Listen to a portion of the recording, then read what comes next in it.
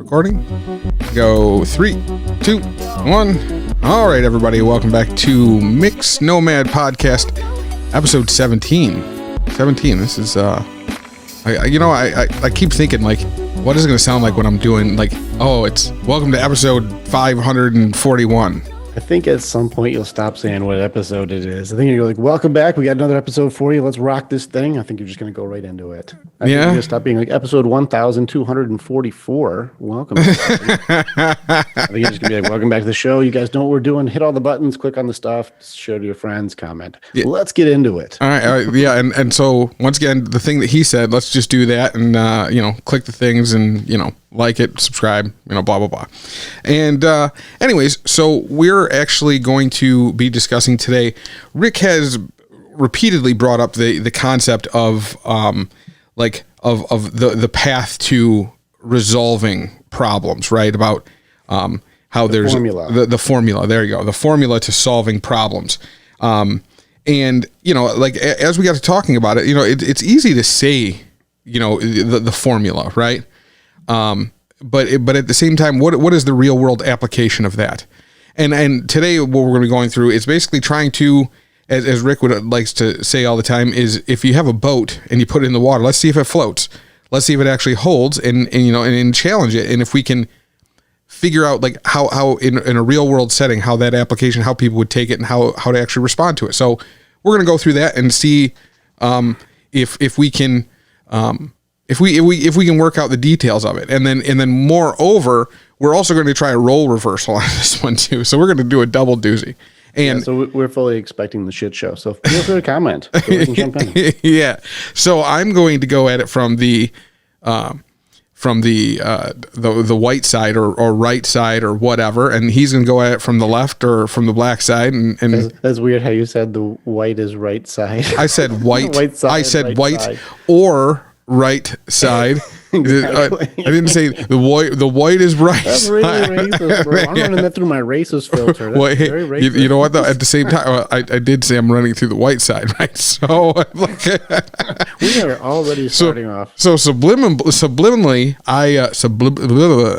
subliminally. Why can't I say that word? That's crazy. Don't worry, we'll practice it after the show. Yeah. Okay, we'll work on that one. I'm going to go back. But so I know you mean subliminally. Very good. Yeah. Did you say it right? It sounded weird when you said it too. I don't know. Just a weird word, bro. It's just a weird word. That's crazy.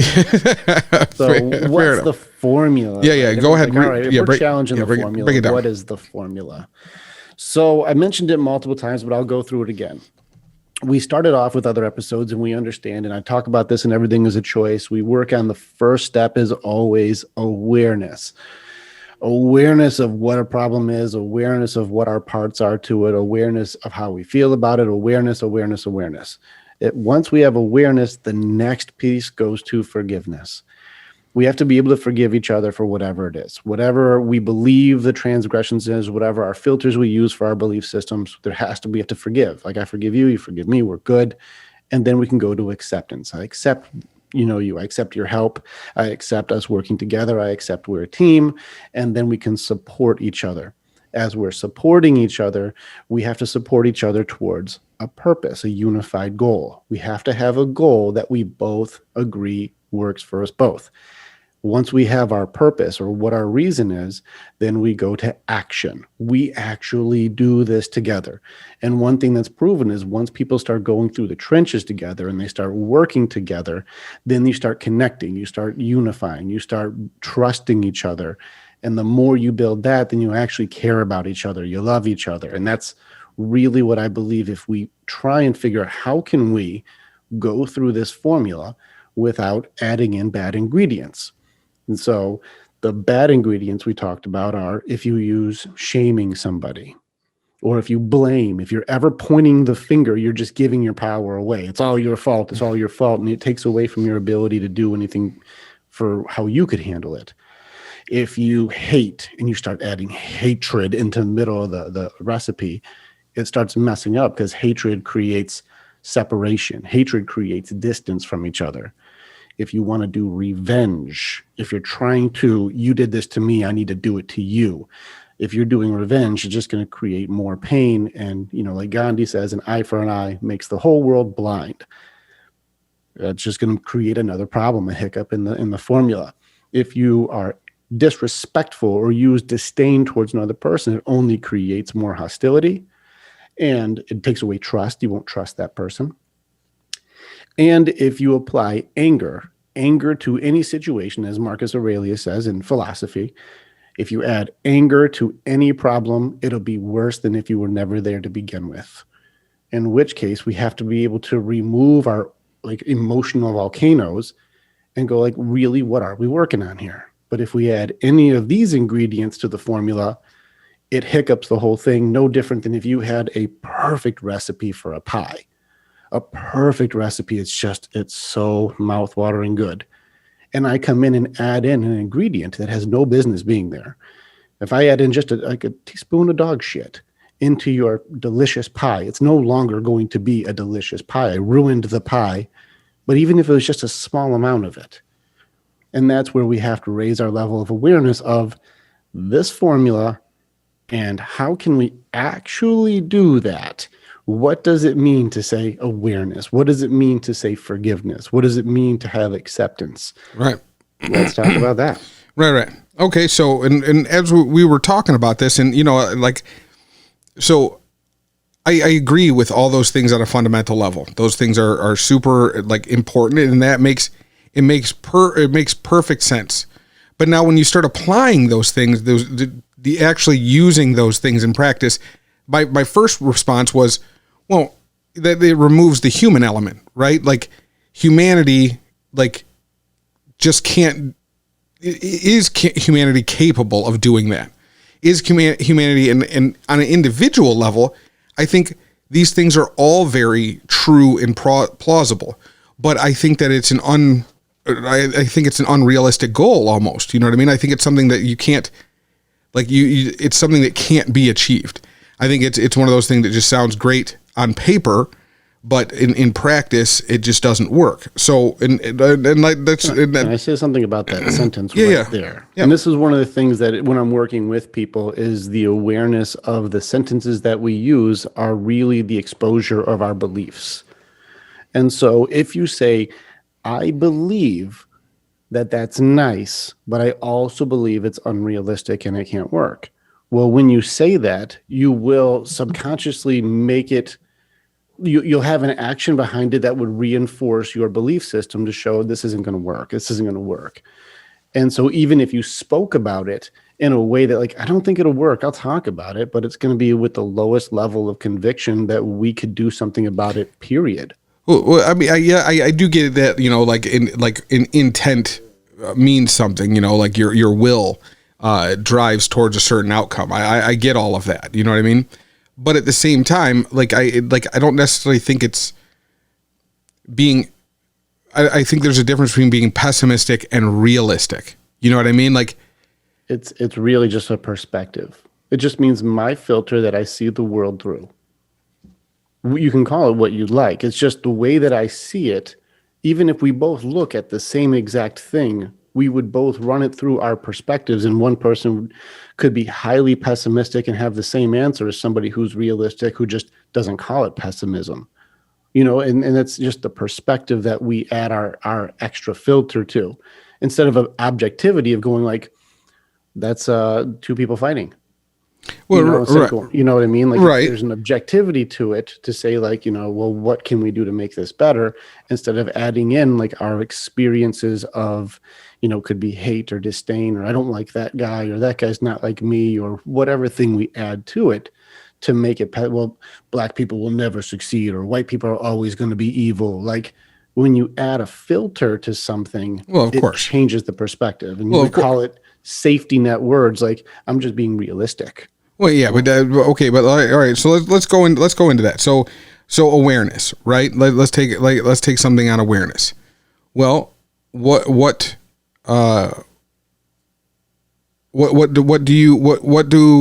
you need to be aware of? All right. So if I'm coming from my perception of a black community point of view, I'm going to do my best here. This is us trying to find connection and not trying to be disrespectful in any way. So this is honest effort. And so, anybody who's like, this guy doesn't get it, that's possible. Right. But I think that's kind of the point. That's why, because I'm not only curious to hear a resolve. I think it's also important to actually hear what the other side's perspective of your side is. You know what I mean? And I think that, and just to clarify, I think that, and obviously my perspective is different than if it was just a black guy here, right? You know what I mean? Like, which I wish we had. We have to do this again. Right. Be different every time. But I just think that I just think that, like, going all the way through it, just hearing what other people's perspective are. Too often do we get caught in the mud and saying, like, it's like, I've been told myself, like, I should stay in my own lane. Well, if you don't even know what the other people's perspective of you is, or of your opinion of what their perspective of your reality is, how do you ever plan on, like, trying to figure things out? And I think that it's important to correct those things. And I think people should be allowed to say those things, especially if they're coming at it. And, I talked about this before. Intentions matter. What is your intentions behind what you're doing? If your intentions is altruistic, if your intention is to do something good, even if it comes off wrong, if your intent was correct, people need to take that into consideration before throwing a rock at you, right? So it's probably the best question to start with, just before we both get going. What's your intention, Sean? Just to try to understand. Like, that's it. My intention is to lay bare my perspective of other people as well as my own, and then to try to come to some kind of ground that makes sense, that everybody can kind of run with from there, right? You know what I mean? Just to start conversation. Pretty much everything I do is just to start conversation, right? It's awesome. You have good intentions. Right. I would say, from, if I heard this indifferently, this guy's got good intentions. Right. My intention, as equal as it is to understand, it's also a big part of being on this to hopefully give somebody a different way to think about it. Like, just change the perspective a little bit and hear from somebody who truly, at my end game goal, is to say, we're all in this together and we're good. Like, you're not my enemy. I'm not your enemy. And you're making enemies of allies. Like, just stop for a second and let's just really get in deep and go, what am I really mad about? What are we trying to do together? And hopefully somewhere in this, somebody's thoughts go, yeah, I didn't look at it that way. I guess that's a good point. That does kind of change my belief system a little bit to make it so we can go closer to being one group again, as far as like even how our individual group is. It's very mixed. And that's how I just see that's what the group is supposed to be. We look like we were made by the Mickey Mouse Club to be like, we got to make sure we hit every ethnicity. we check all the boxes. Yeah, like that's how our group was. And hopefully, my goal and by all of this is we realize that our personal accountability that's our choice. We get to choose, how do we treat each other? Right. And there is no political stand. There is no presidential law. There is no leader who tells me I'm not allowed to love you. Right. Like, we can't be boys. I can't have your back. You can't have mine because there's a law. Like, it's up to us. And that's kind of what I hope. That's what I hope, that our conversations can get somebody else to get out of their way. Right. There you go. Right. Get out of your own fucking way. I totally agree with that. Okay. So, with that, let's say awareness, where are we at? All right. So the awareness is the awareness would have to go. And this is where I'm going to try and go for not an extreme. Because I would say that the people that we grew up with are not in an extreme. Right. But they also weren't in they weren't millionaires or anything either. We were all just all in one big group of this. We're all in this. Right. And so I would say there were injustices in the past that happened to us.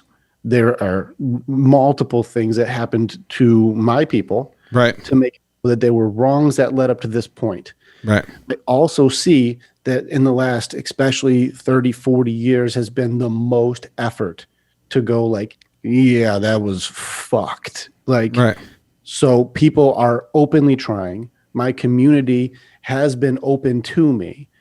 There are still people who do bad things in my group, Right. and I don't agree with that either. They scare the shit out of me too. Right. And so I equally don't want a murderer in my building. I Right. equally don't Right. want Right. drug deals in my building. Right. And it does suck because the police do have a bad impression of like my people because of those things, and it's perpetuated. And from my awareness, I want the bad stuff to stop from all of my people too. That's what I want. I want the people who are doing the things that are hurting my own people, who are hurting my friends, who are hurting my family, who are hurting my community. I don't want that either, because I think that we need to be able to have a chance to be able to do better. That's what my awareness is this isn't a great setup right now for us, and we have an abundance of things that even scares the shit out of me in my own neighborhood. Right. Something I don't want. Right. So that's my first level of awareness. Okay. That. You know what? That was more insightful than I would have than I was initially, not that I would have thought, than what I was initially thinking this was going to go. You know what I mean? Take your racist filter off. Be open, bro.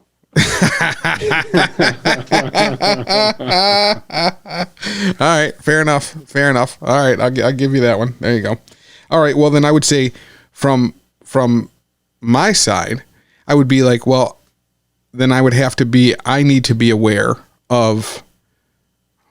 I would have to be aware that things have been bad for a really long time for the other group of people. That things were really fucked up for a really long time. And that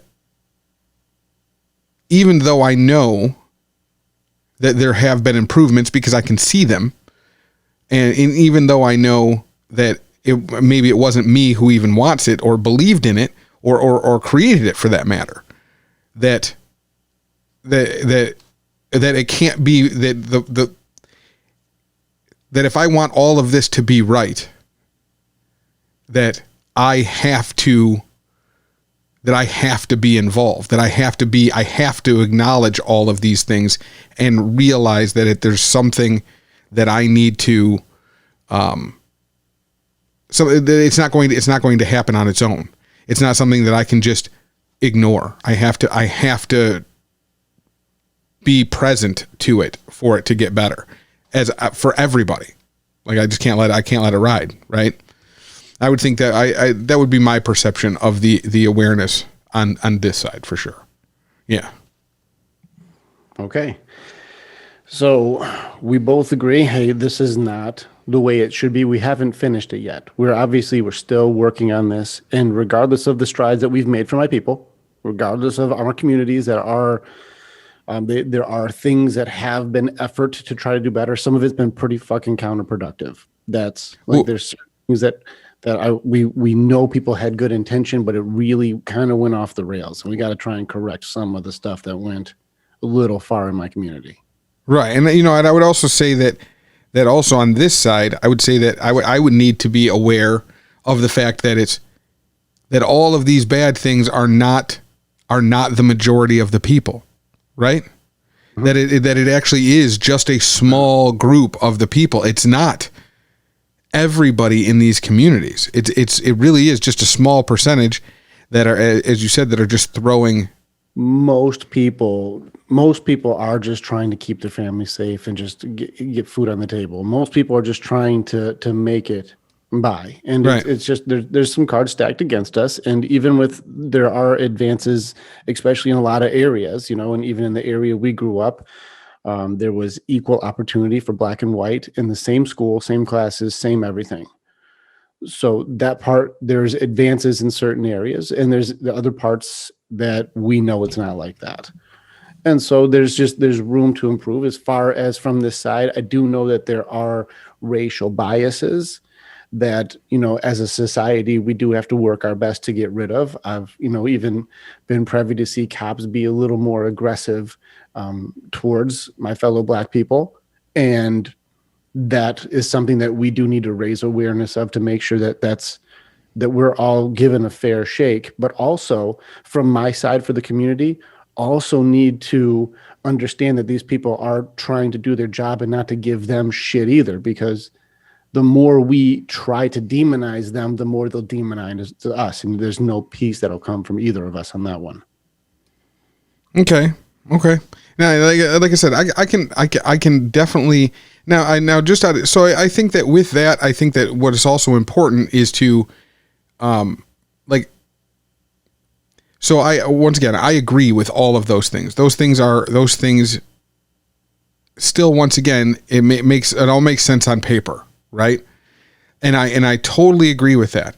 But now the actual, the human application, right? Like, so, jumping over into the blame and shame and, and hate and things like that, right? So, okay. You take those individuals, you take that awareness. So let's say all of those awareness, let's say each community needs these awarenesses, right?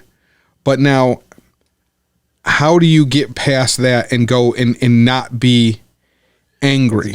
No, it's great. First off, who am I blaming? Who do I blame for the things that are happening in my community or in my house or in my area or in my studies? Like, who do I blame? And I guess that would be where the question comes in, because here's my opinion on blaming. And this is just the way that I process blame. If I ever say you're the one in control of my anything, like as far as my emotions, my perspective, my feeling, or my action, if I say you made me so mad, even in that sentence, I'm implying that you have control of me and you forced me to be angry beyond my control. Even that sentence takes all of my control to say, actually, it's on me whether I get mad or not. It takes all of that away. So then it turns into the awareness of, what are we blaming? I'm asking you because my perspective on this is going to be, it looks different from my side, and I would love to hear. And this is why a black guy right now who's like, I'm in deep in the projects, I'll tell you who. Like, I would love to hear, what is that blame? Well, okay, so like, let's because it's one of that I think that we can universally see, right? Which is the education system, right? So when you have such a disparity in the education system at its fundamental level, like I went to it is a story for a different subject, but I went to a ton of schools. You know what I mean? I went to schools in really suburban areas. I went to school in the inner city. I went to schools out of state. You know what I mean? I went to a lot of schools. And like the differences in just resources, so on and so forth, are so drastically different. And the reason why I think it's important to use schools is because regardless of anything, it is not the kid's fault how much money is in the school system. You know what I mean? Like, regardless, right. It is something that is completely beyond. It is something completely beyond their control. Agreed. So that right there, we can say the kids don't have all of the same equipment or all of the same tools. I'm with you. So, as far as the number one tool, and this is the thing I've seen you have a lot of pride with too, is the number one tool that I believe needs to be done to give anyone a chance is literacy. It's the number one. Yeah, okay, but yeah, I agree, but that doesn't. But if that's what that why do you think the literacy is so bad in the schools? Well, do you think that it's the school? Do you think it's the school's fault? All right, I have to. Here's where my perspective is on it. Is even as a parent, like, if you know how to read, and your kid is struggling to read, it is now your choice or your responsibility to put as much effort as possible, as much time, flashcards, practice, everything that you can. So what you sure that this kid. So as a parent, okay, right? My teacher isn't doing a great job, and I know something that my kid needs to know, not wants to know. It doesn't have to be advanced astrophysics. How to read. Okay, but so I can do this. I will do the extra diligence. Okay, so what your thing is what your and I'm asking what your assumption is that like the kids who are going to school right now that are getting these terrible literacy scores, right? This is true. You know, we know this. The literacy scores are atrocious right now. Are you thinking that the kid that has these bad scores that are just graduating 12th grade, that their parents have great literacy, that their scores are phenomenal, and they're just deciding not to teach their children? It's not about whether everyone's got phenomenal scores or even if they can read, period. Okay, now, but if they can't read and my brother can read, or if they can't read and my neighbor can read, if there is an opportunity anywhere, period, for me to do this, if there is any chance for me to give my kid a chance, I will figure that shit out. That's where I would be. I don't care if I'm not the one. If I'm not the one, I will know someone who's the one, even if it's the other person who I work with, and we can work with it together, and I can learn from them, and then I can teach my kid what I learned also. I will figure it out. And if there's any opportunity for you to have a phone at all, if you can have a phone with an app, there are also reading apps and there's literacy apps, and I would do the work to make sure this one skill made sure it started in my family, no matter what my environment was. That would be the one thing, because it gives, just like you do books all the time, as soon as you know that one skill, the universe opens up for you to be able to just learn through any aspect. That's how Malcolm X worked. That's how so many other great leaders, because they had this one skill that was very illegal to teach Black people to do, because it gave them opportunity. It would be the number one thing that I made sure my family had. The number one controllable tool. I can do something to make sure it starts in my family, because it opens the world to my kid. It gives my kid the chance to read any leadership book. It gives my kid to read any real, here's our true history, or here's what we went through. Okay. I give my kid every opportunity, because now the world's awake. Okay, right. Okay, but now let's now I'm gonna just try to I remember I knew you when you were before you were old enough to drink a beer. You know what I mean? And you were not this enlightened when at that time. So okay, so. But, and I'll tell you right now that, how old was it, 17, 18? How old was I when I met you? 20. I was 20. Okay. Yeah. 20-year-old me, and I'll be 100%. Or maybe 19, something like that, whatever. If we were hanging out and you're like, no, seriously, I have a very low literacy level. I don't know how to read well. I'd never had the opportunity to do that, but we're friends now. And I just never really learned how. I would have been like, dude, that's a problem. I'll work with you every day on this shit. As a friend, even if you make a friend who knows how to read, I would have put in the hours for you to make it so that you were like, okay, I can do this, because that's fucking embarrassing, man. If we're all doing stuff and you can't even read the damn menu, you can only order from pictures. My friends, I'm not going to roll like that. Okay, but here's the whole thing. When they're talking about these literacy scores and stuff like that, we're not talking about people not being able to fundamentally read the basics, read a menu. We're not talking about that. Everybody can do that. That's the vast majority. There are very few people who can't do that. Mm-hmm. We're talking about, when you're actually talking about literacy, it's more complex than that. Comprehension? No, it's about the detail of level of reading that you have. It's but being able to do something like read a menu, send a text message, you know what I mean? Basic things, people can do that. So then, from my perspective then, if we have the basics down, just like if you were learning how to throw a bowling ball or throw a baseball or shoot a basket, What do we do once we have the fundamentals down? You fucking practice. Well, yeah, I mean, a lot, in which case that is a controllable we can do. I don't have to have anyone's permission to have my kid practice reading books. We just practice, and you're going to read a book all the time. I will block out a time of your day to make sure that you have this one skill solid. My kid that would be number one, because that makes it so you can now start comprehending all of the other things. You can now learn science. You can now learn how to read. How does this math problem work?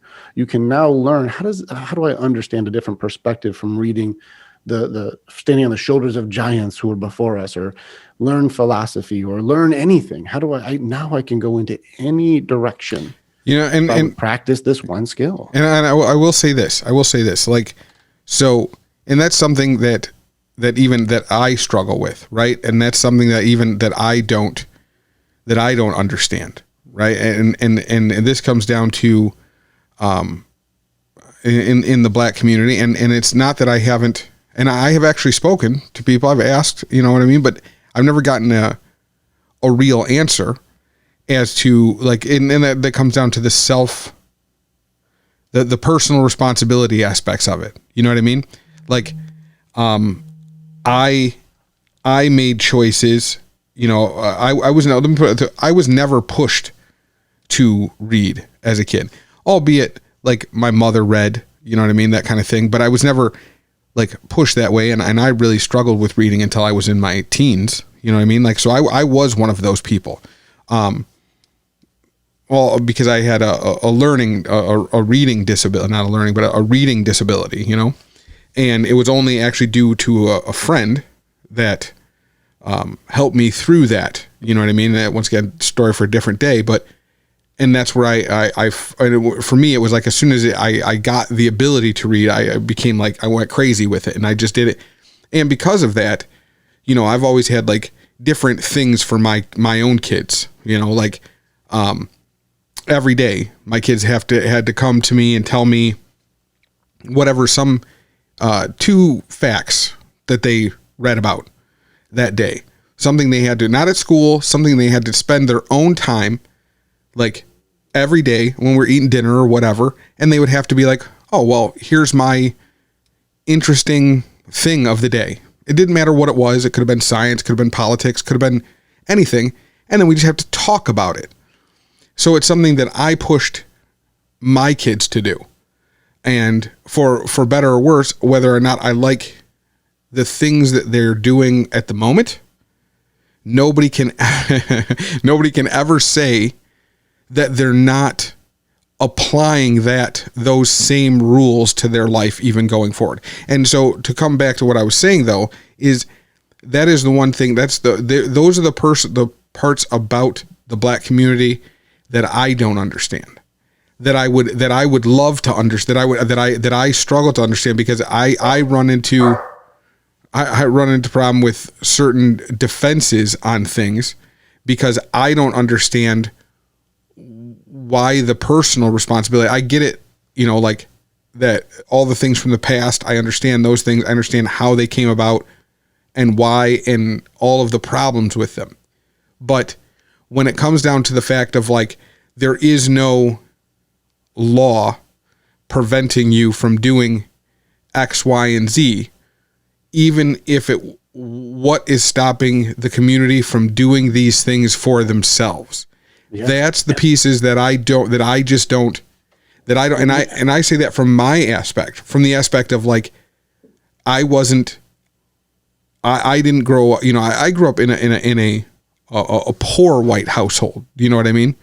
As a child, you know what I mean? But I went to a predominantly Black school, for all of my young years, all the way up until high school. And then part of high school was just bounced around all over the place. But in part of junior high, I kind of did the suburban thing a little bit too. But either way, like, so I get it. I get that there's a problem, but I don't understand why on a whole, the community doesn't do anything for themselves in these departments. And I say that because it was only through an aspect of what I made myself do. I made a personal choice and decided to do differently. And I mean, part of me also says that the reason would be is because I was exposed to something different. You know what I mean? I was exposed because of by the time I started reading and getting really, I was in a different environment with different types of people. You know, I got to see a different grouping of people all the way. And I also look back to the people that I used to associate with back when I was younger, and they're most of them are fools. You know what I mean? They've never read anything for the sake of reading. They've never pushed themselves forward either. And I don't understand that either. So I don't get that piece. So that's one of those things that I would just love to, and if somebody has an answer for that, I would love to hear it. I would love to know what removes the personal responsibility from that particular piece of the conversation, because that is one piece that I can't fight about. You know what I mean? I can't argue with it because it's something that I had to do for myself as well.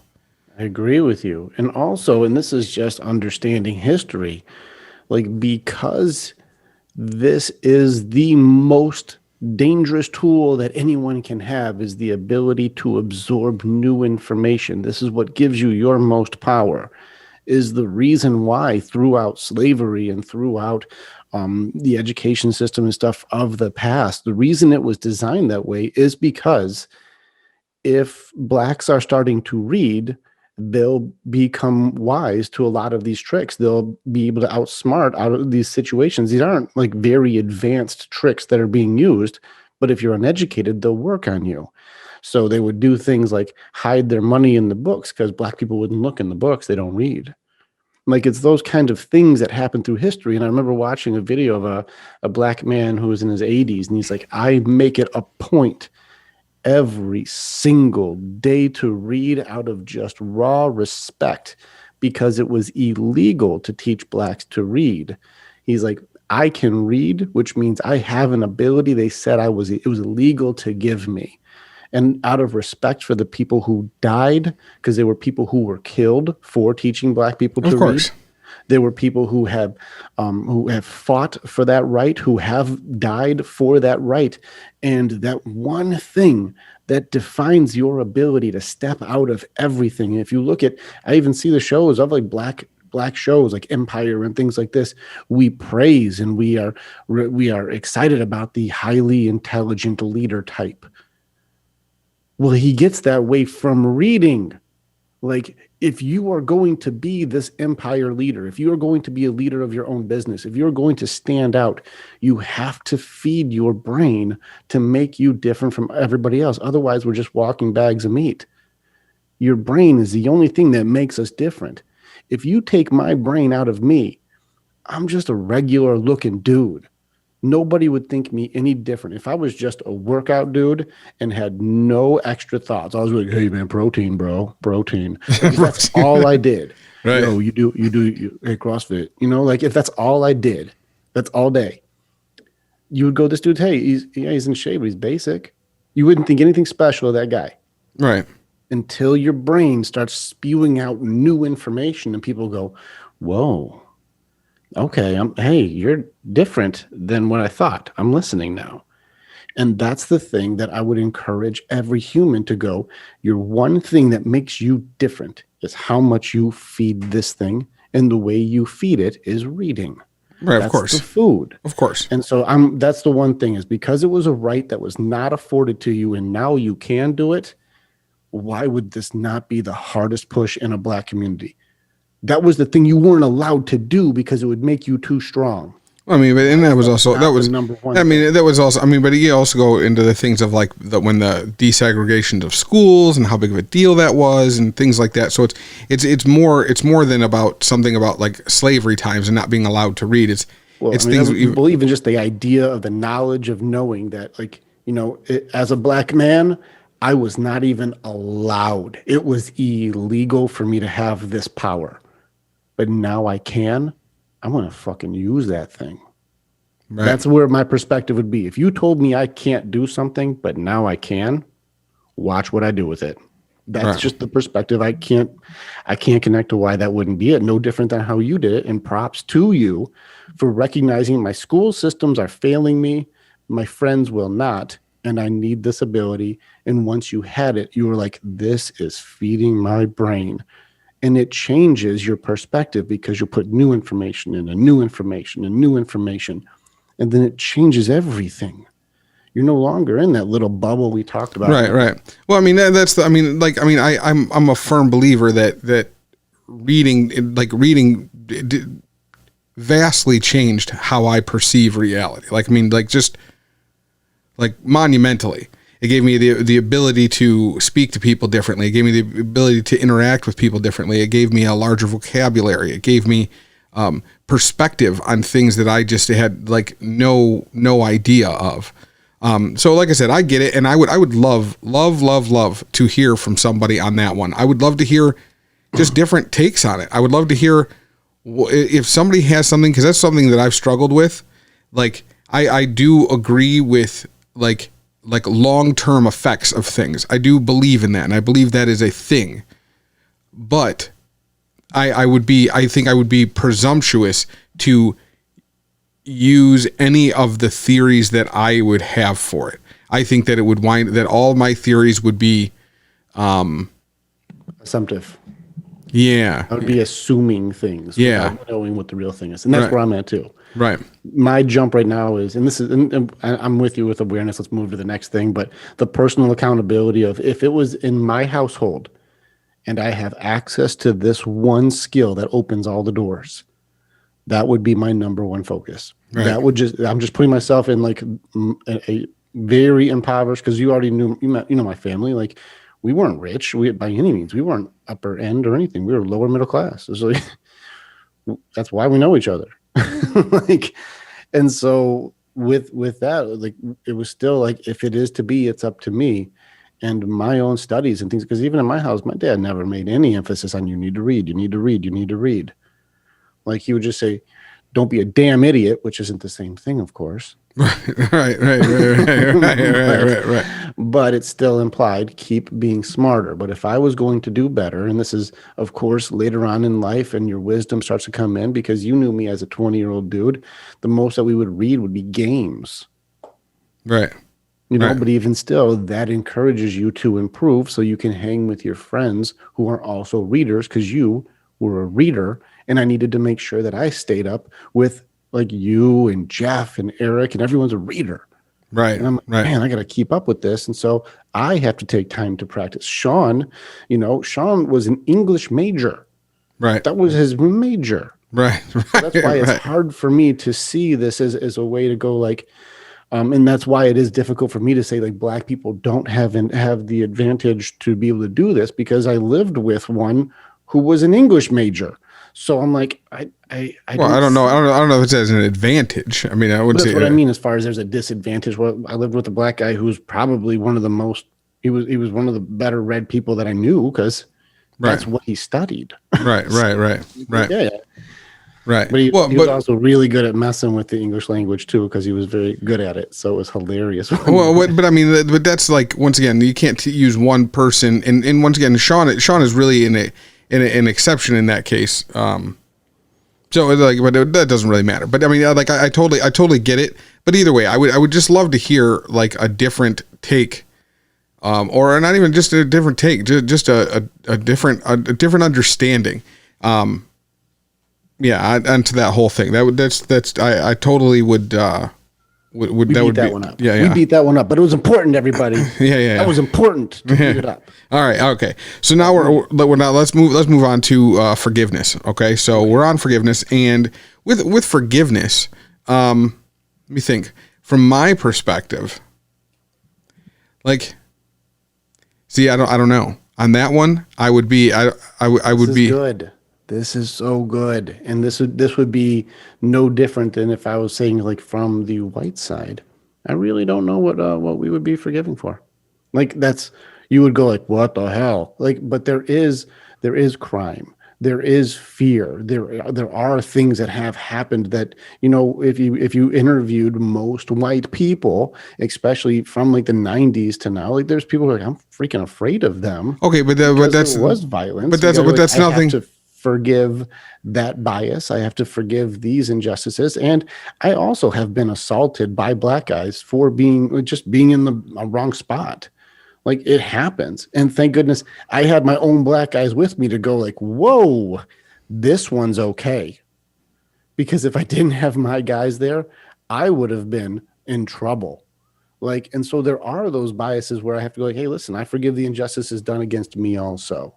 And there are some, you will even watch, I watched a Thomas Elder video, and he was even saying like, or Larry Elder, he did a video where he was like, even me growing up, I remember seeing the black groups being highly aggressive and doing more violence.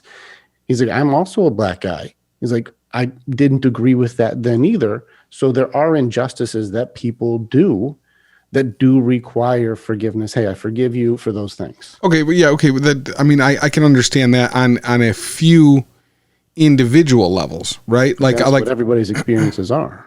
But I mean, but if we're talking on a whole, right? Like on a whole, like the vast majority of white people, I don't think have had negative interactions with black people. I would say on a whole, I would say that.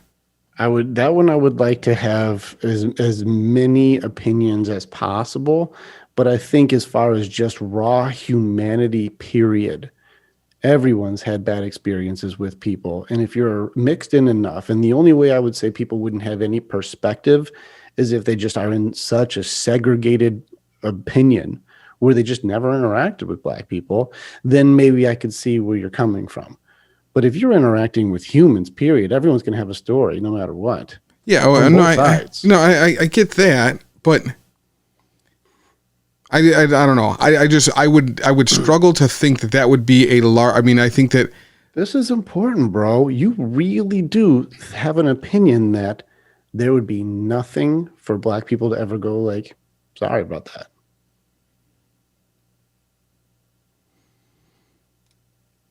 No. Like, this is a perfect group of people with no flaws. No, that's not what I said. No, whoa. I didn't say no, but I don't know what they would be apologizing to people on a whole for. With recent days right now, there is plenty to apologize for. No. You don't think so? You don't believe that even with like the French stuff and the Black Lives Matter movement being highly aggressive in certain situations, and some of these, there's plenty of opportunity. Even if I was a black person, I would go, man, some of the stuff that went way too far, hey, listen, I'm sorry about that. That's not what we're about. Like, that part would be like, hey, listen, I'm sorry that they threw Molotovs at people. There was rioting. There was burning cars. They were blowing up stuff. I just watched a video from a guy in Los Angeles who's running for like governor there, who's trying to get Maxine out of the office. And he's like, it was like Joe something. He had a great commercial. He did a good job. But he's like, I grew up here, and this place is messed up by all this stuff. There is opportunity to go like, yeah, we fucked that up. Our bad. I don't know. But see, there's where I struggle with it. Is I don't think that is. Like, I don't see how the black community would have to say sorry for that. Like, because it's not I don't think that's not the black community who did it. Okay. Then in which case, what do you believe the white community, if you don't believe that counts, if you don't think that stuff counts because the black community didn't do that, what do you think that the white community should be apologizing for on that same belief system? I mean, because this would be like if BLM doing things that went overboard. I'm not talking about the masses. I'm talking about the fringe, like burning down buildings and stuff. Okay, but that'd be like hang on a minute. That would be like white people saying we believe in good things, and KKK showing up going we do too, and then destroying stuff. And as a white guy, I'd go like, listen, hey, I'm sorry for these fucking assholes. That's not us. Okay, but that's but what the white people don't need to apologize for the KKK. Like they still do. No. Hey, sorry, these assholes are out there. It's not us. Okay, but I mean, like you, for example, like nobody would ask you, would expect you, and as a matter of fact, you and wholeheartedly have openly said that like you are not KKK. You don't owe anybody an apology because there are people that are running around with swastikas tattooed on their forehead. Yeah, I didn't do it. But if there no, you have openly said that's like that you shouldn't have to apologize for that because that's not you. Right. Which I would still say, in order for us to find a forgiveness, there would have to be things that we would say that wasn't right, but we can be cool for it.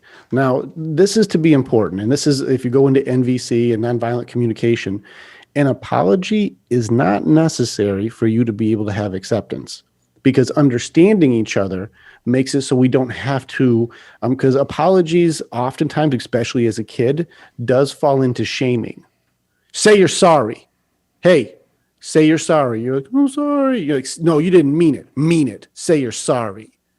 What you're doing is you're actually shaming somebody into feeling bad, but they're not really authentically apologizing for it.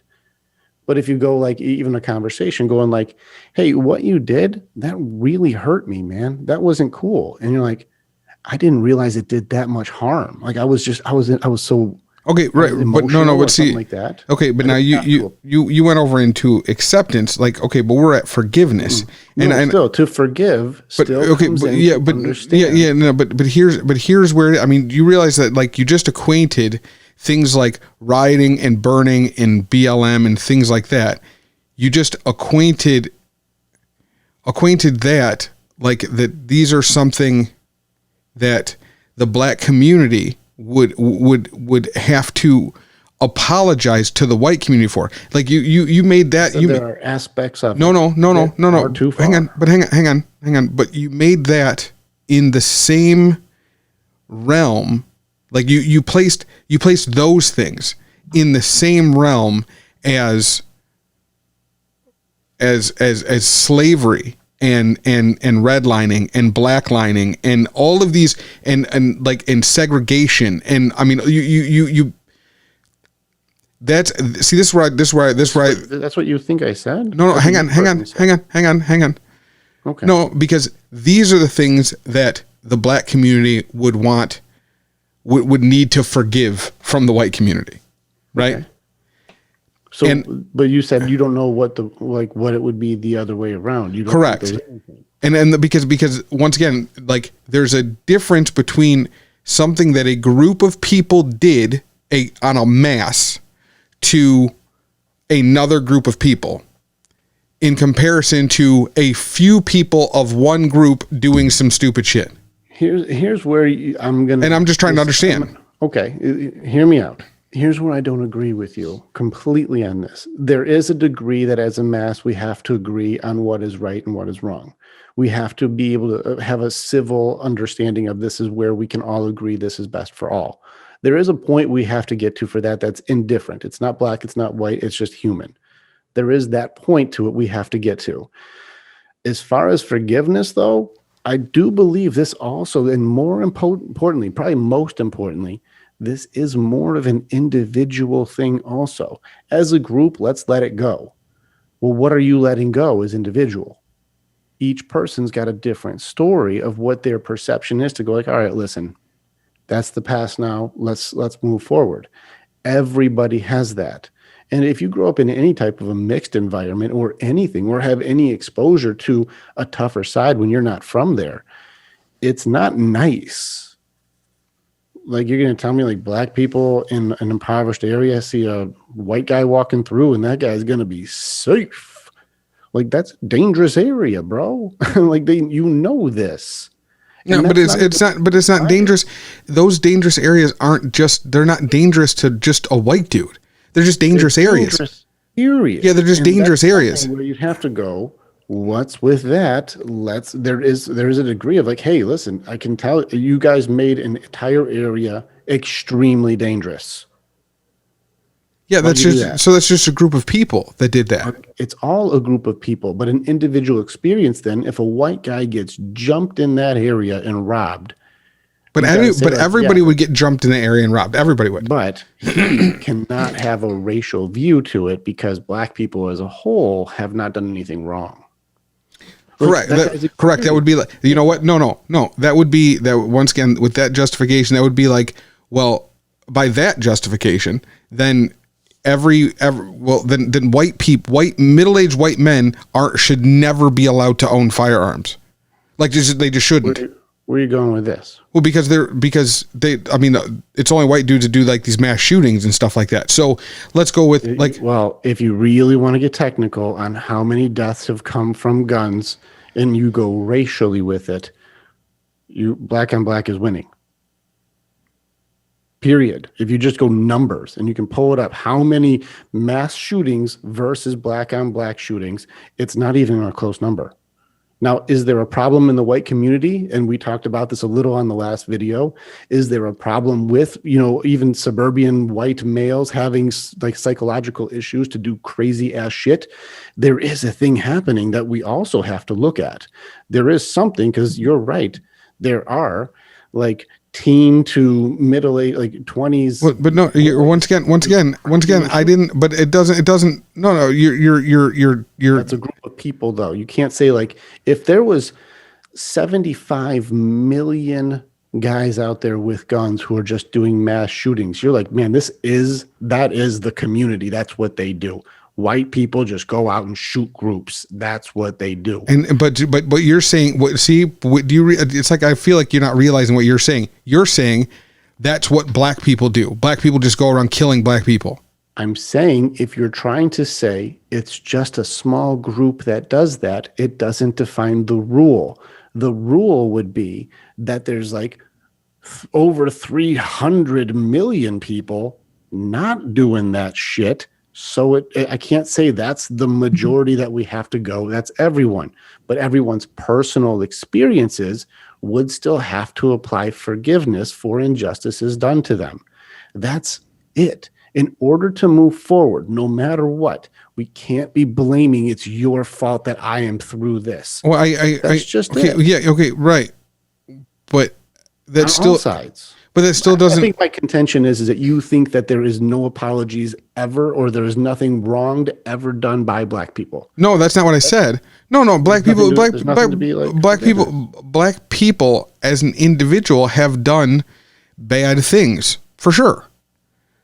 But I don't think there's. That's what white people as individuals have done really fucked up things. No. But it's more than that though. That's where we run into that. Filter, bro. Check your filter on this one. All right, I want to hear your filter on what you think the masses of white people do. Well, the masses of white people enslaved the black people. Not today, dude. Not one human being alive right now was that guy. So we're not talking about, they're talking about right now. People the masses who can make a choice right now to do something about it. You're going to say they need to eat that one? But you think that the people alive right now need the black community on a whole need to eat the fact that a white dude was jumped by black people, or that people from a group were burned down a building or whatever? I think in order for us all to be cool, yeah, no different than white guys got to go, hey, whatever my part was that made it not good for you, my bad. I'm going to stop doing that too. That's the whole thing. The black community. Please, for fuck's sake, just for you and me, stop saying slavery is what we're fighting today. If we had slaves right now and you were trying to tell me to get rid of my slaves, then I'd be like, this is a problem today. We're not fighting slavery today. We're fighting equality, equal opportunity, and equal justice for people. That's what we can control, and that's the present. We already got rid of slavery. We're fighting the repercussions of what happened from slavery, so that we can control. Okay, today. Right, but that's still, but but that's slavery. Okay, now I understand that. But that's, once again, I didn't say we are fighting slavery. We're fighting. It's an apology and an acceptance, a forgiveness for the repercussions of those things, for the problems those things caused.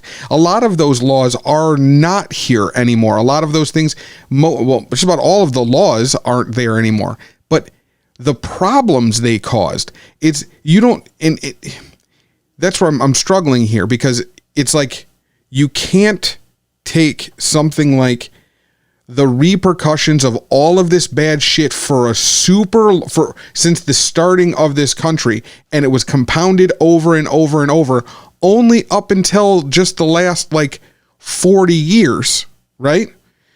And then it was microaggressions for the rest of the time, right? So microaggressions for the next 20 years or so, and then once again, is it improving? Sure, but that's not the argument. But you can't take all the ramifications and then say, well, you guys burned down some buildings. You guys and then say and toss them in the same boat.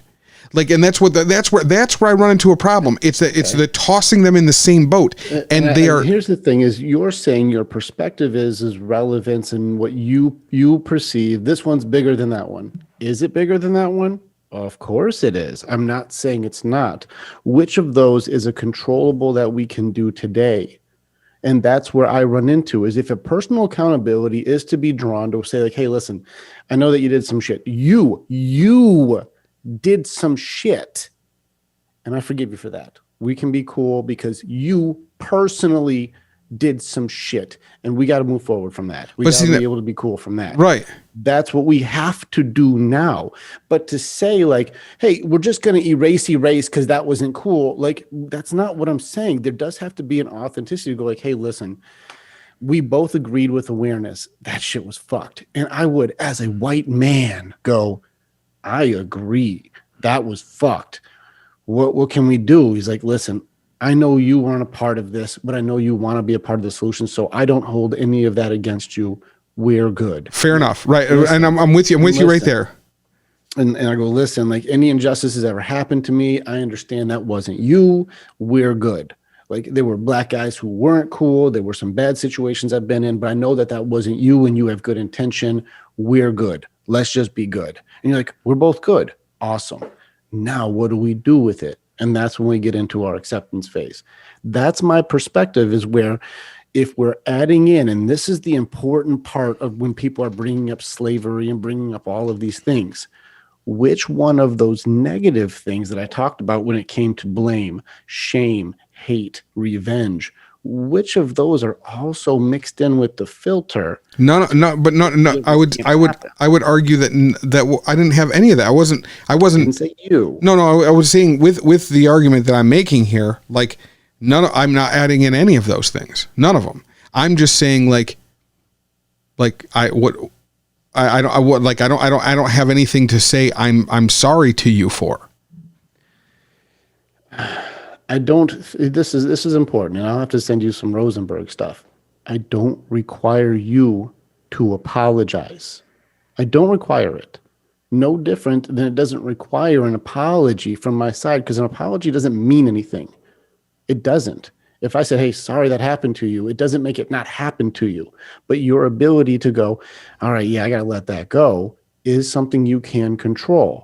Now, this is the point where right now we're in the moment where you get to choose the action you do.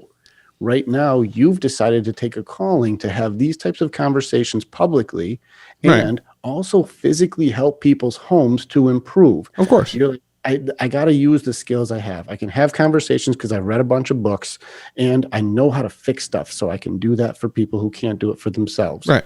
You're taking accountability. I work with human beings on fixing the psychology of what do you have accountability for, to take your power back, to have control of what you can choose to do. This is important mindset stuff, I believe, to make it so that blame, shame, and all these things are not a part of you taking accountability. I agree.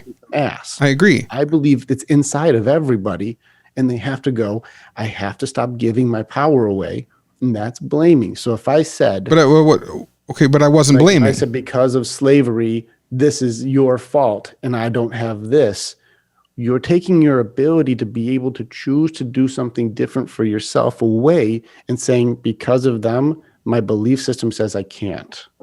And I don't agree with that. And that's where I have to say the awareness would be removing blame, saying, hey, listen, I know we're all trying to get better.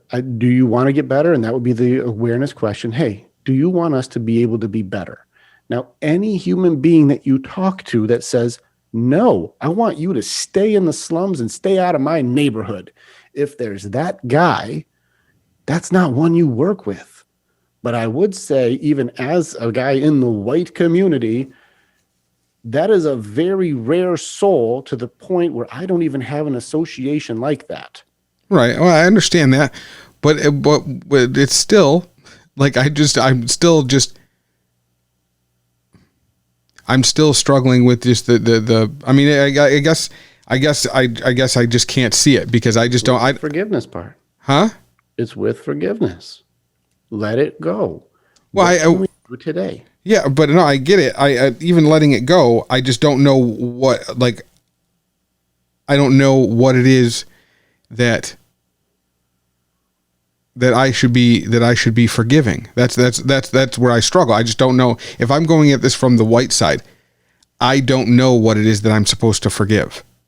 Yeah, I think that it would probably turn into more of personal injustices, and it depends on where you grew up from. I know that we grew up in a highly mixed area, so I've got enough experiences to go. I've seen black people do some pretty cruel things to white people. I've seen it. My own experience says I have seen these things also. Is there a racism either way? It does exist, and we've seen both sides. There is racism against white people also, in which case that would be something we're like, hey, I'll forgive you for those things. Like there does have to be there. But that one thing, perfect community. There's things where you go, like, we both did some shit to each other. No, and in order for us to go forward, we both got to be cool with each other. But no, see, and I think there's where and I still hold to it that's where there's a huge disparity there. I agree. There's a huge. Huh? I agree. You have that. I agree. That's where you're stuck. You're stuck on the forgiveness aspect.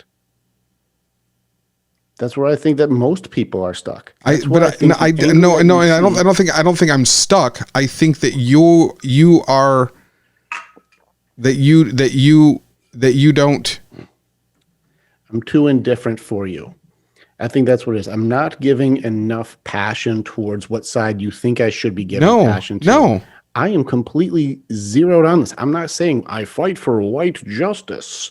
And I'm not saying like the blacks are blaming blah, blah, blah. Just if you look at human beings and say, what are they doing? We just need to chill it out on all accounts, period.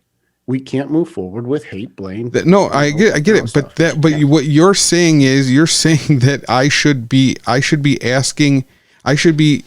you should be apologizing as a white dude. I'm saying that you should apologize for the fact that there are people who are Nazis running around. I am very clearly saying, this is the third time in a row, I still believe when Marshall Rosenberg was saying with nonviolent communication, apologies are not necessary when we have understanding.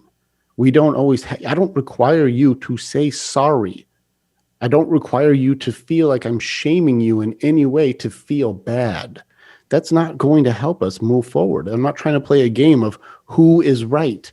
Everyone loses when you play who is right. And that's the game that's being played right now is who is right. But nobody wins this game. Everyone loses.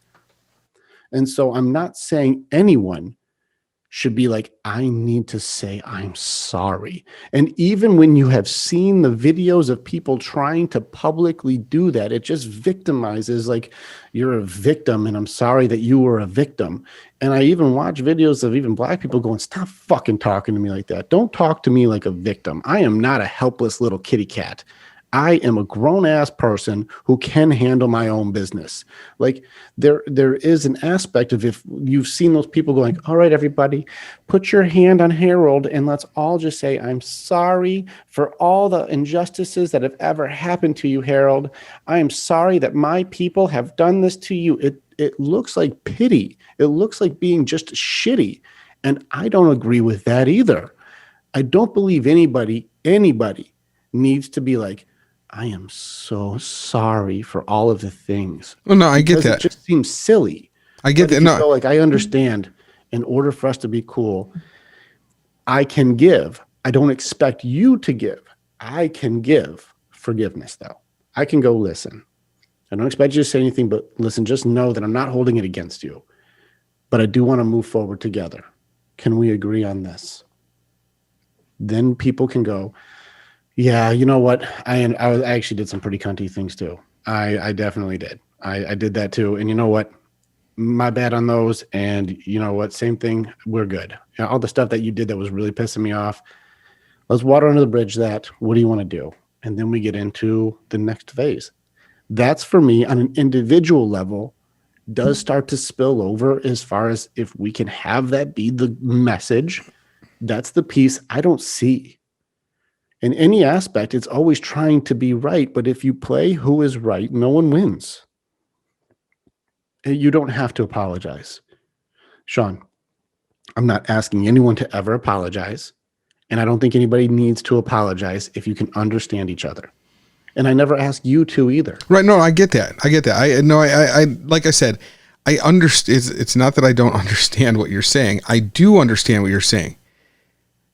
I just don't think that, I don't know. I don't think that, the forgiveness, even whether an apology is given or not, I don't think that a forgiveness, I guess where I run into a problem with all is that I think that what people are perceiving as, I guess I have a problem with what people are perceiving as wrongs to them and who it was done by. You know what I mean? I think that's where it comes in. Like, I just look at it all and I just kind of go, all right, well, you feel, I'd be curious, is if that white people on a whole feel that they have a grievance against black people. And I'm not putting that as you. I'm actually curious on a whole if white people feel that they have a grievance against black people. Before I answer that question, it is important for you and I for understanding. Does your belief system feel that we should?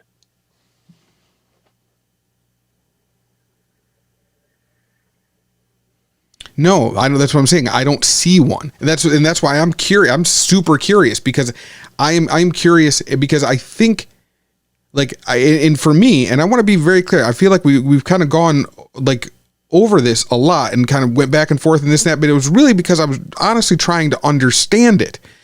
And at first, my first reaction was like, what the fuck are you talking about? Like, what do I have to, you know, what does the black community have to fucking apologize to white people about? You know what I mean? Like, and that's why I was just like, what the fuck has the black community done to the white community? When you have a list of all of these things, regardless of how long ago, whatever, there's this huge list on the other side.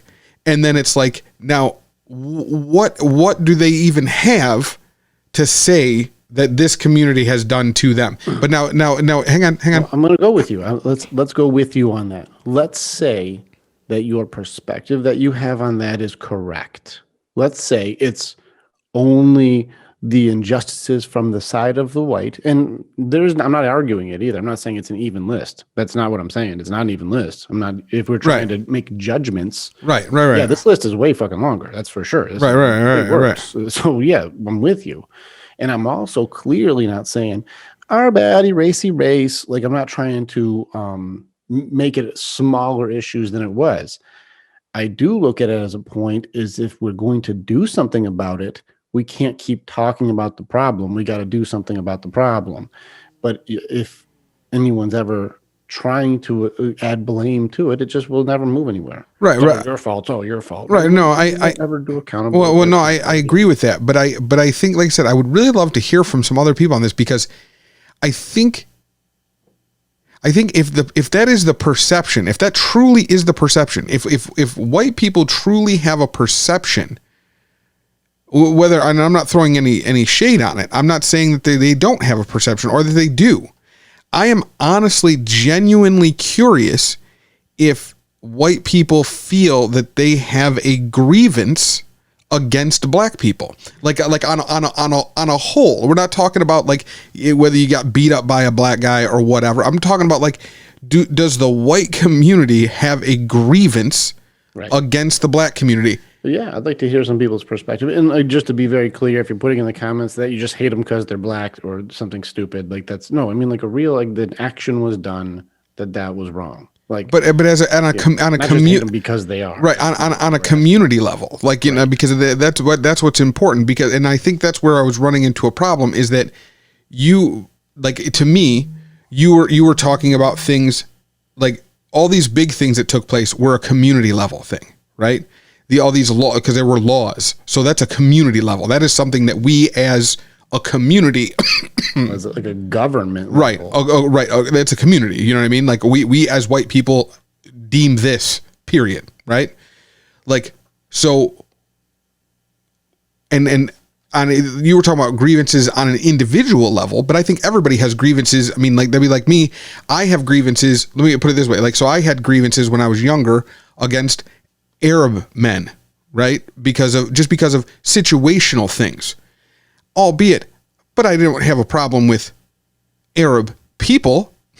I had a problem with these guys, you know what I mean? Like just whatever. And that's not a thing of, and let me also be very clear, is that my perception when I was younger, like if you had talked to me in my 20s, I was like very anti-Arabic men, especially, but because of my situation. But what I realized as an adult, that no, what I had a problem with were stupid kids. I didn't have a problem with Arab people. And that's where I run into, and that's where I was running into a problem, is that because that would be like me looking at, because I got into a bunch of fist fights with some Arab teenagers, you know what I mean?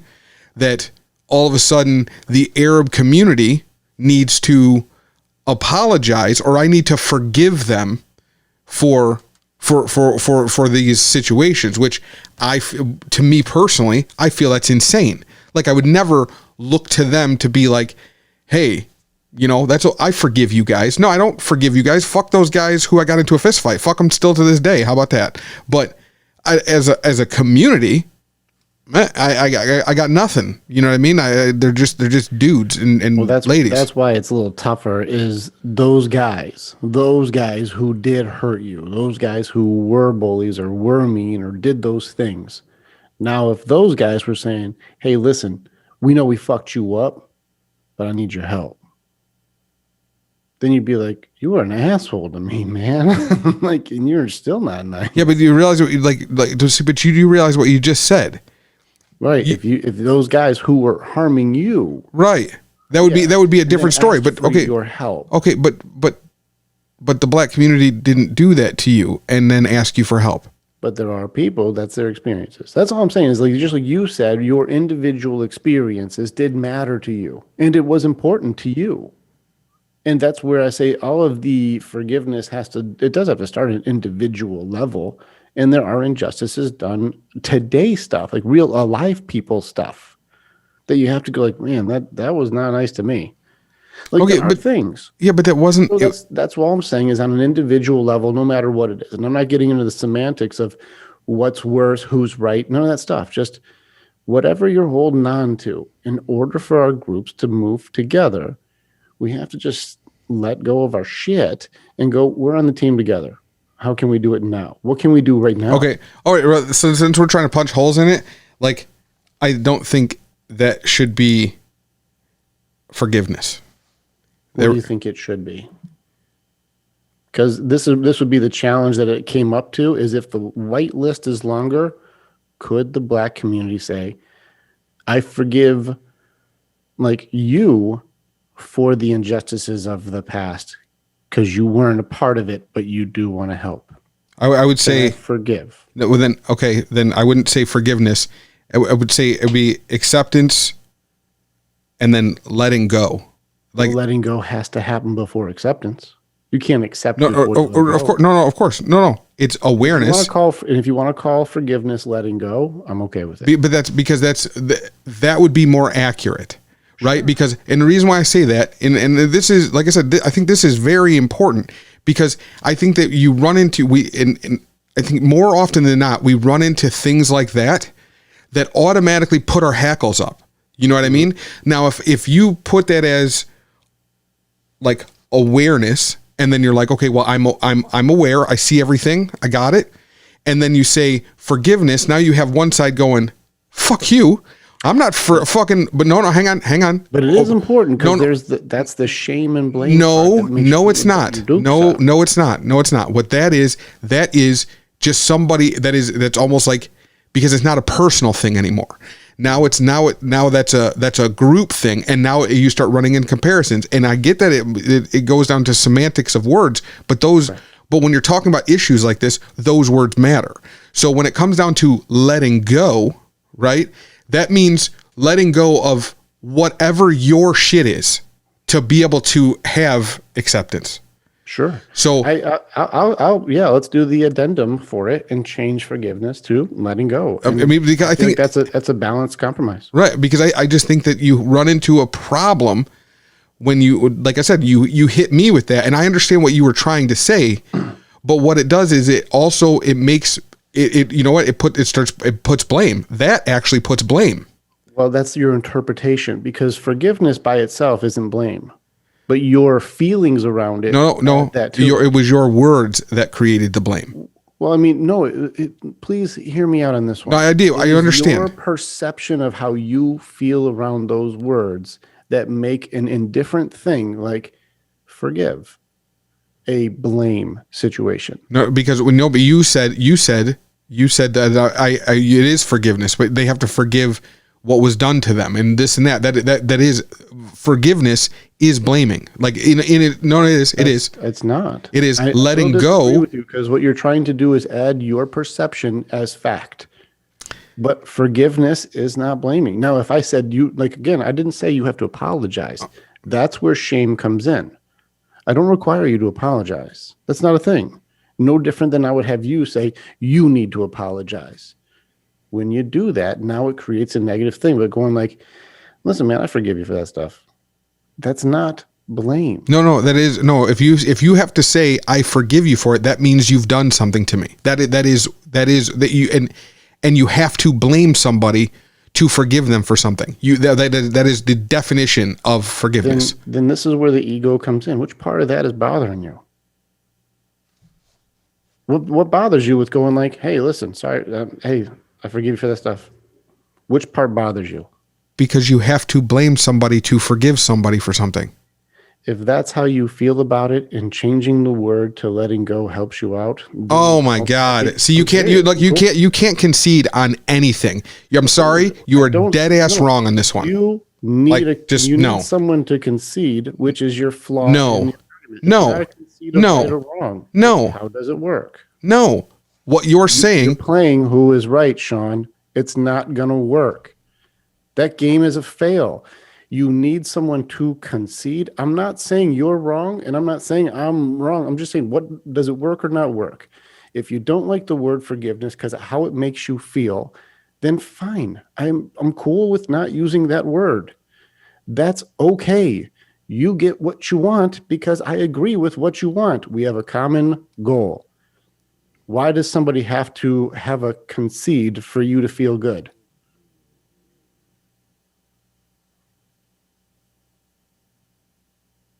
You won. What are you needing someone to concede for? That would have been fine without all the shit that you said on top of it. And dude, that's what working through things is. Oh my God. Oh my God. What works? Oh my God, Rick. Oh, I really, you know what? I really want you to do. I really want you to play this back. I am coming to your house this week. Yeah, I want you. That's it. I want you go through acceptance, support, purpose for your house. Oh my God. You know what? We just had I'm gonna hug you on camera. Oh my God. Like it just, sometimes you make me crazy because you make me crazy. You just make me crazy. You equally make me insane. And I love you for it. I don't agree with you often, and I don't expect you to agree with me often, and that's okay, dude. It's fine, but I don't expect you to concede. I don't require you to concede to me. I don't. If you don't agree, it's fine. I didn't require, but we were just talking about you can't concede on anything. We were just talking about the English language, and you just fought me on the English language, which is a fuck deal. But anyways, that was what you said was important to you, so I agreed. Okay, let's change it to make it so it's more indifferent and doesn't apply blame. Okay. I don't agree that forgiveness requires blame, and that's okay that I don't agree with you. If you feel like forgiveness is blaming, that's your perspective. That's okay for you to have it. I'm not telling you you're wrong. I just don't agree that if I forgive you for something that requires me to apply blame.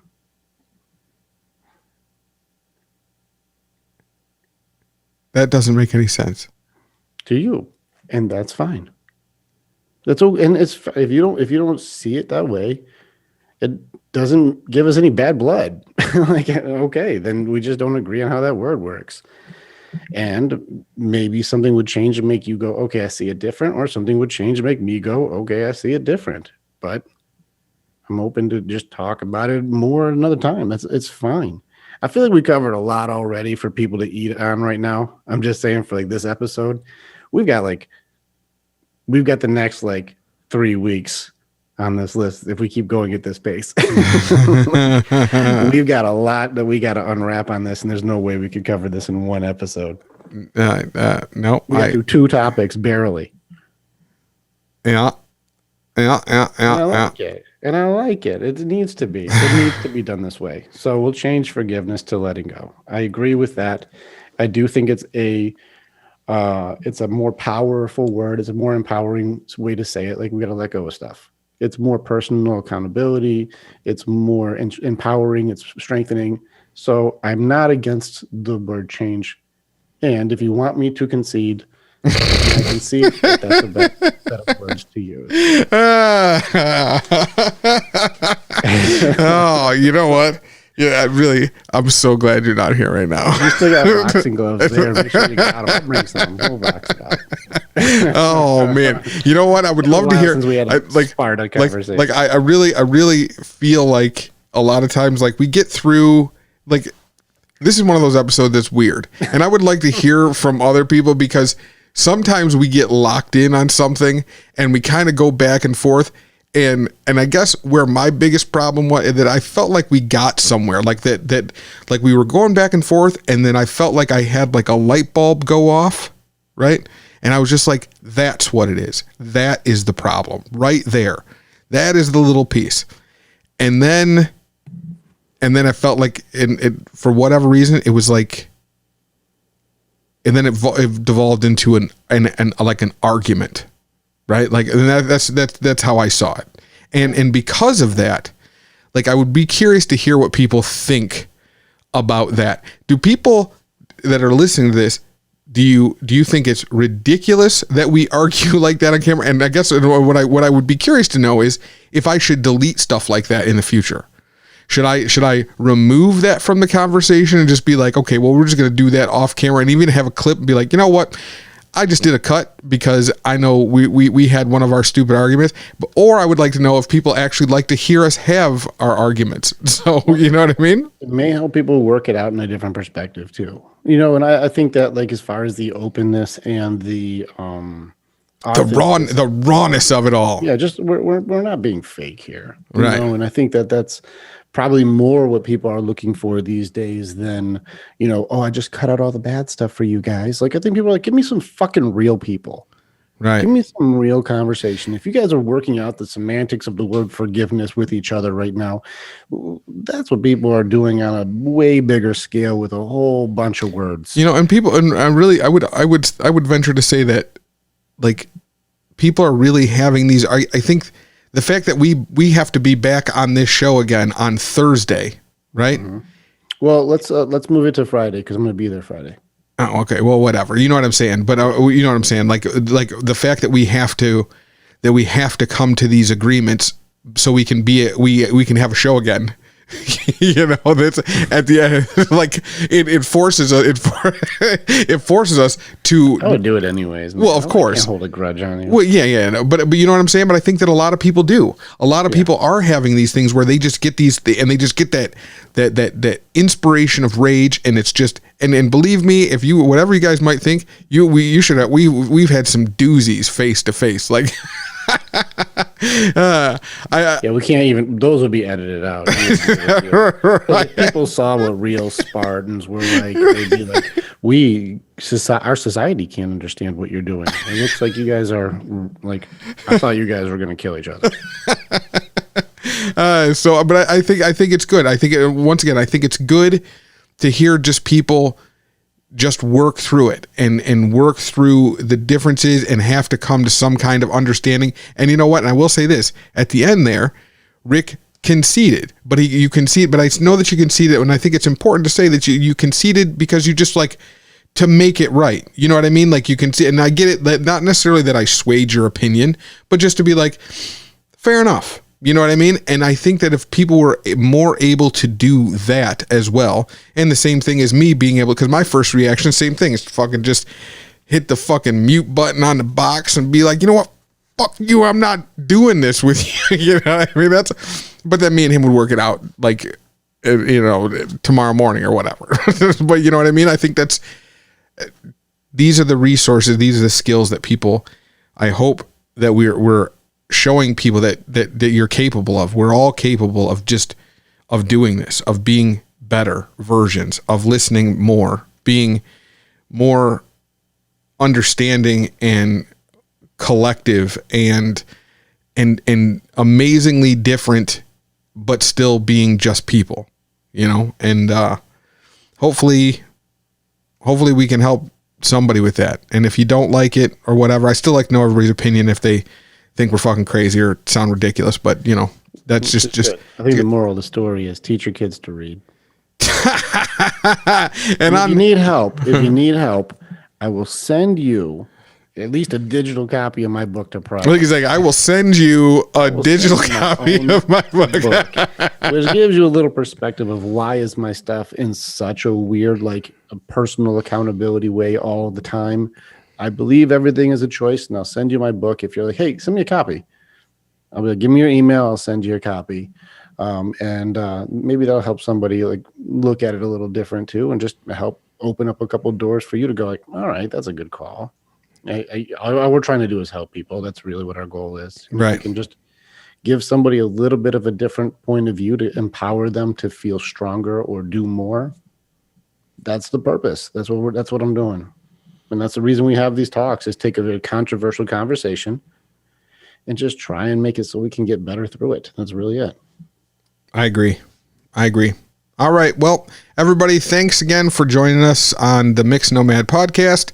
And next week, the next episode, we're going to be in person. So, we're going to be setting up a whole new format for forgiveness in person. Yeah. Or you might be treated to us, smashing some shit. Who knows? Like, it could be exciting. I don't know. I'll be like, let it go, man. All right, everybody. Thanks for joining us, and we'll talk to you again real soon. Peace out.